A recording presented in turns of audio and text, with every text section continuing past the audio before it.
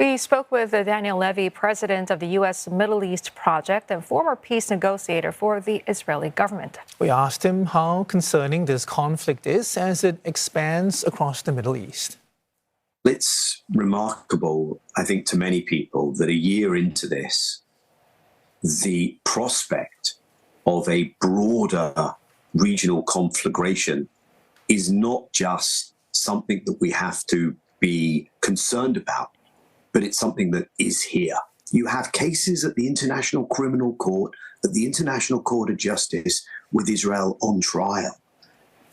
And you have this basic fact that everyone has been saying for the duration of this, that if you can't get a ceasefire in Gaza, the region will remain unstable and could tip over. And here we are on the anniversary, right in the middle of that tipping over moment. And Hamas is not destroyed. Things are getting worse in the West Bank. And I think the damage done to an already very fragile institutional architecture in the world of international law, of the UN. Daniel, to your point about the failures of the international community aside, I want to ask you about what Hamas deputy leader Khalil al-Hayya told the BBC. He basically denied Hamas killed civilians on October 7th, said the attack was justified and blamed Israeli occupation as the root cause of the cycle of violence in the region. If we put all that together with remarks and recent actions from Israel about Gaza, about what's happening in Lebanon and in Iran, where are you on a scale of 1 to 10 in terms of optimism about an agreement or some sort of a resolution for the hostages anytime soon? I would have to go into the negative numbers. It is that painfully pessimistic at the moment. And I have urged people through everything we've gone through to try and hold three thoughts simultaneously, which I think we can do.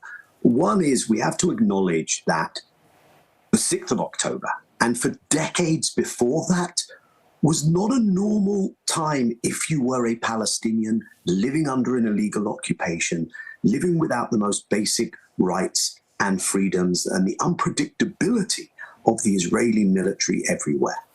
So this is not normal. Does that justify? Does that criminality on Israel's part justify what was done on October 7th? Absolutely not. So crimes were committed on October 7th.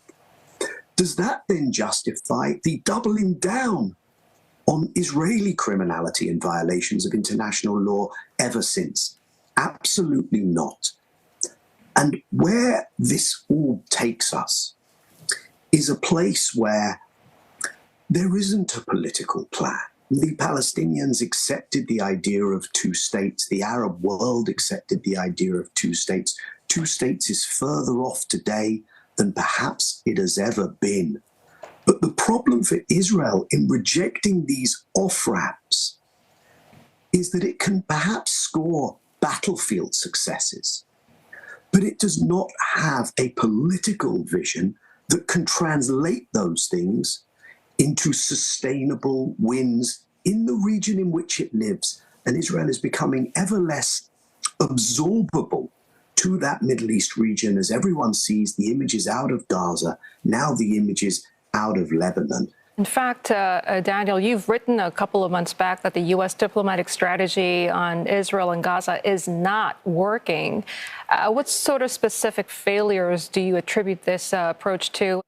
That Israel would face very hard choices, but for the constant conveyor belt of weaponry being sent by the US to Israel. So it is a choice. They've chosen not to go down that path of using the leverage. And I think that leads us to question whether something else is going on here, whether the US is misreading yet again the West Asia, Middle East region, and whether they think that maybe the outcome of this can be some kind of new Pax Americana, which strengthens America geopolitically, allows Israel and certain Arab states to bear the brunt of making sure that no hostile hegemon emerges so that the US can focus in the Asia-Pacific region, in the Indo-Pacific, which of course is the priority. It's not working out that way. In fact, what we've seen in recent days is Iran and the Gulf meeting, trying to resolve more of their differences. We saw that Chinese brokered Iran-Saudi deal earlier on. So I don't think this is working out well for America geopolitically either.